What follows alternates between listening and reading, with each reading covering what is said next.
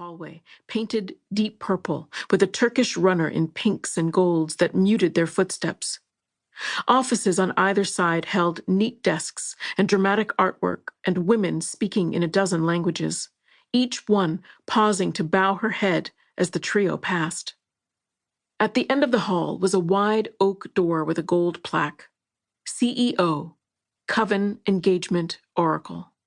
This was where they went now, taking off their gloves and sunglasses and piling them into the driver's arms. The crone sat at the round table, the only furniture in the room, save for the Indonesian woodwork bar against the back wall. She handed over her clutch and patted the driver on the front of his pants, over his zipper. "Good boy, Israel. Now go," she instructed. He said nothing, but his eyes narrowed. He would sit quietly in the waiting room until she was ready to retrieve him.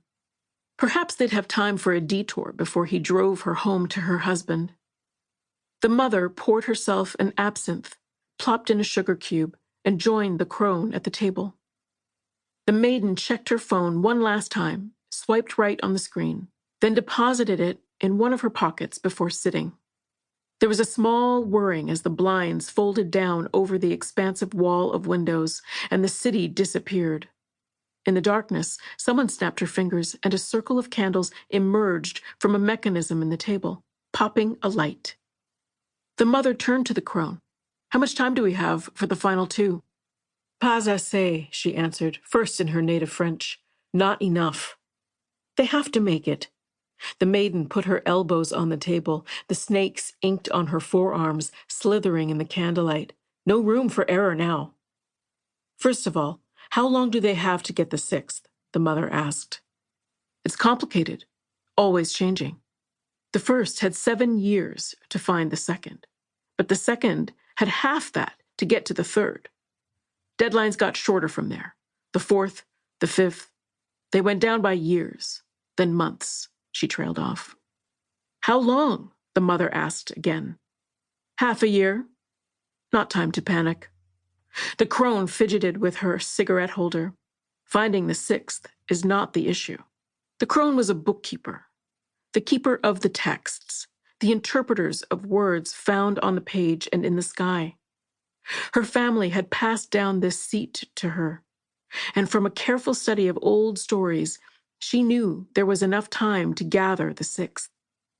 "What is the issue, then?" The maiden was no nonsense. She wanted the facts that she could strategize. Coming from a long line of tenders, the women who manned the bars and collected the news, she understood the value of information. "Once she is brought in, the sixth witch," the crone paused. She hated being the one to deliver hard news, but the stars were complicated, and having the right kind of eyes to read them, that was an inherited skill. "She will have 17 days from the moment we find her." 17 days? Are you fucking kidding me? The maiden raised her voice.